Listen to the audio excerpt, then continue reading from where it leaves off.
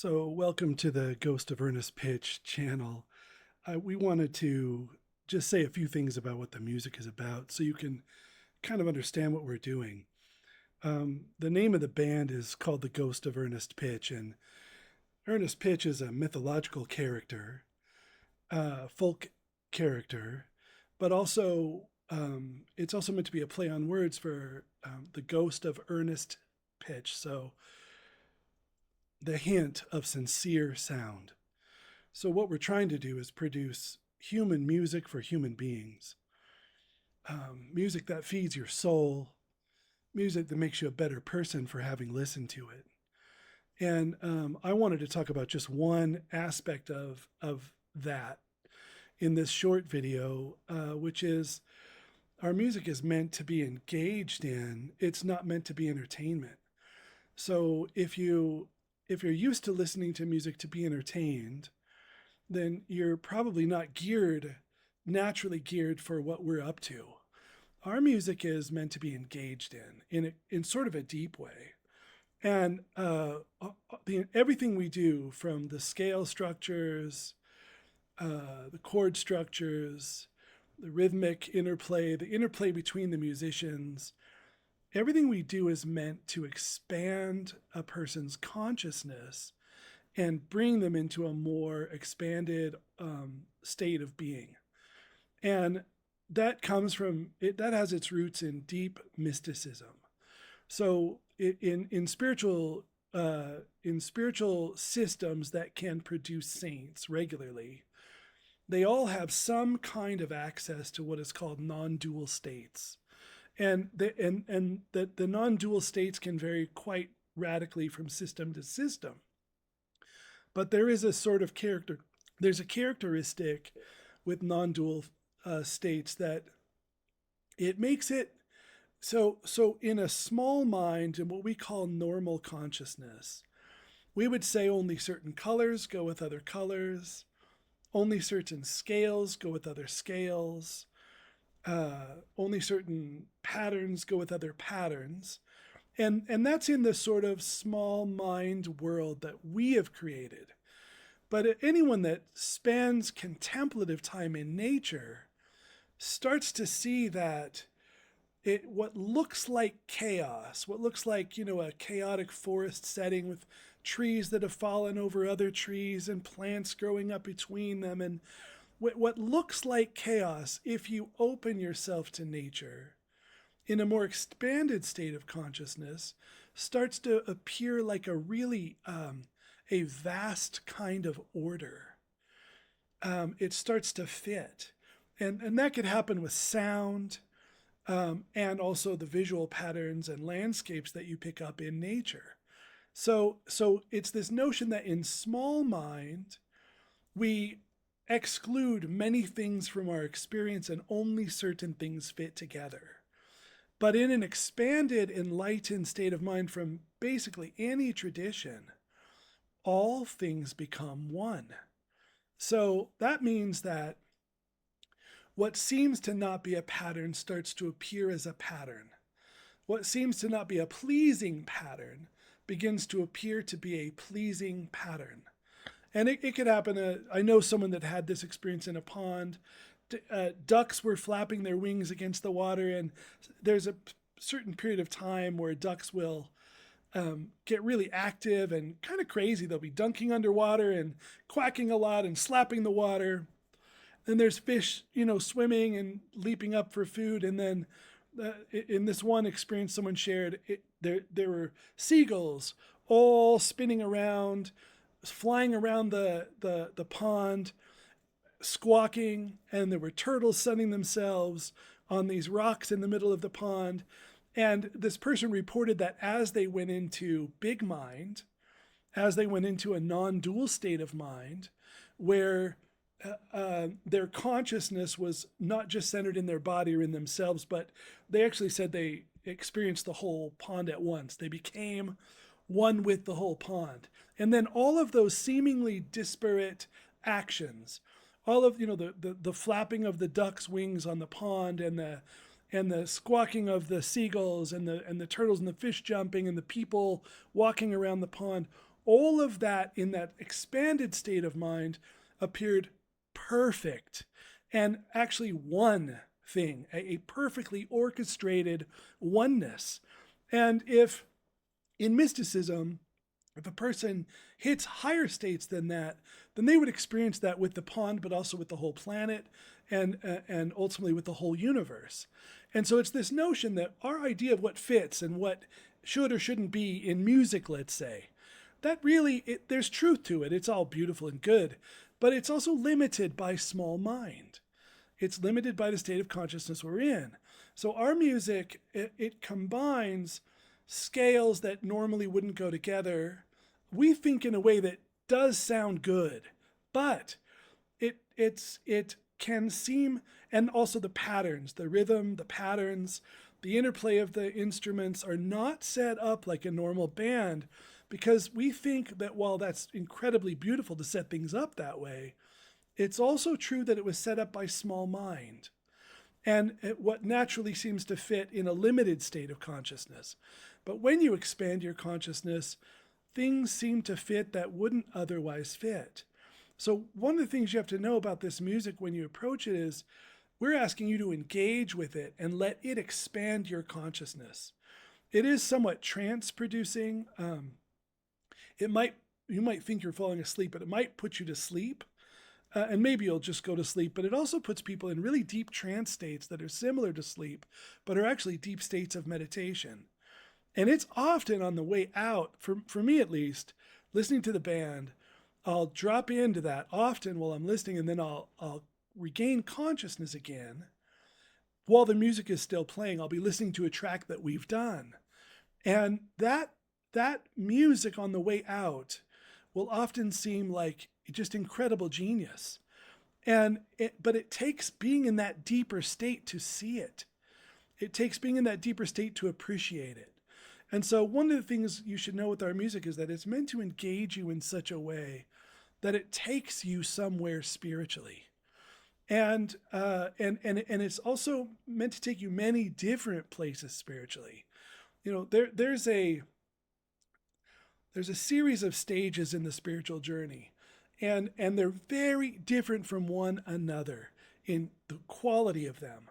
So when a person is on a deep spiritual path, they'll get initiated into some kind of a stage, and then they'll get deeply anchored in that and get where it's pretty much a state of their being. They kind of have it permanently. And then when that happens, the path will begin to unfold completely differently. An entirely new set of moods and energies and capacities will begin to enter that person's consciousness.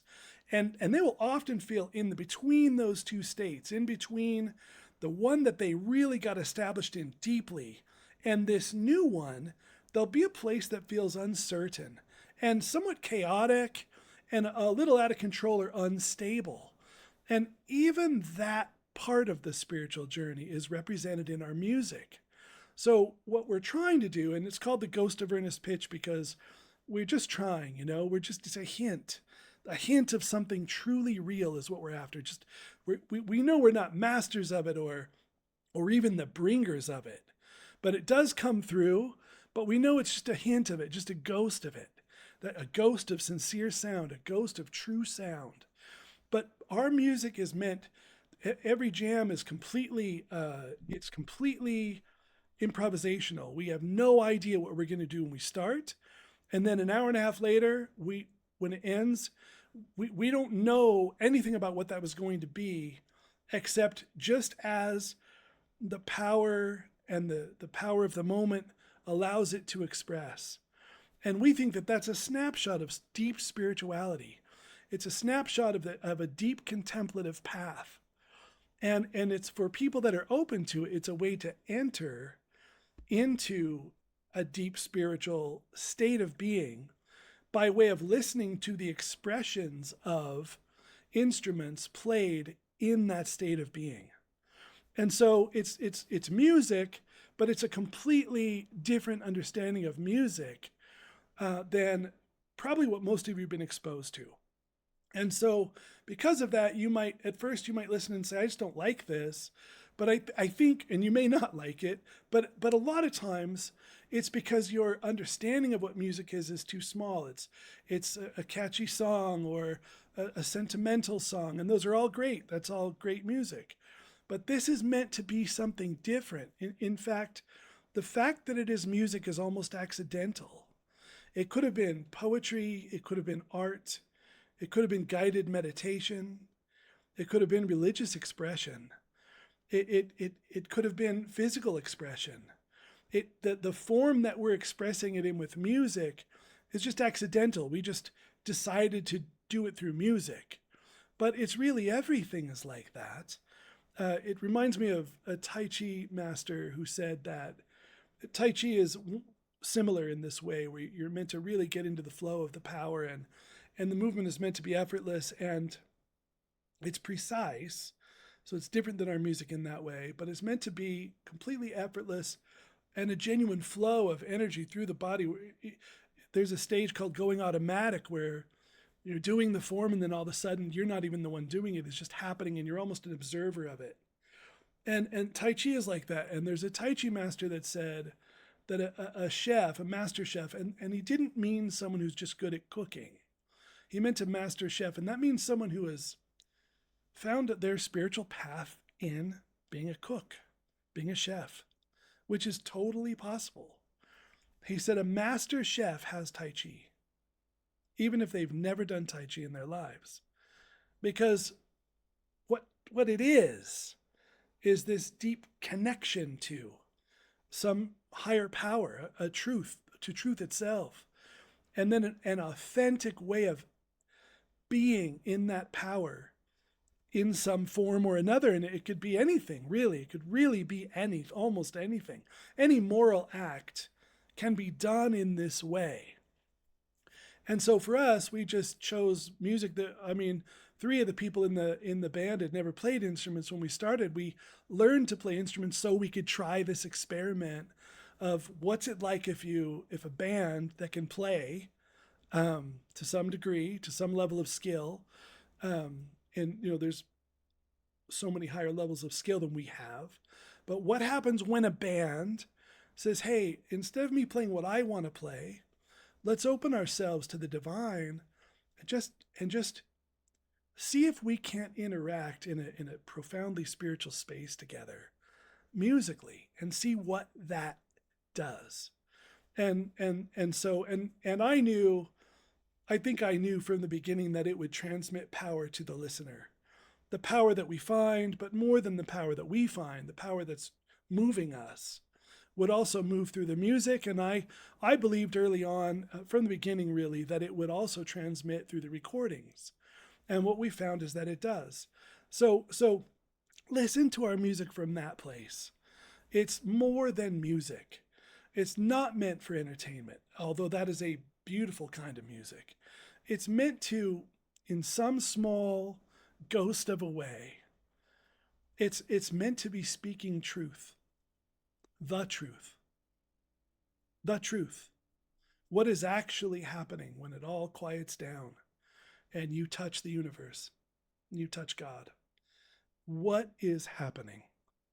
That is what our band is about. And, we all want to be better at it. And we think we're getting better at it over time as we allow that power to play us.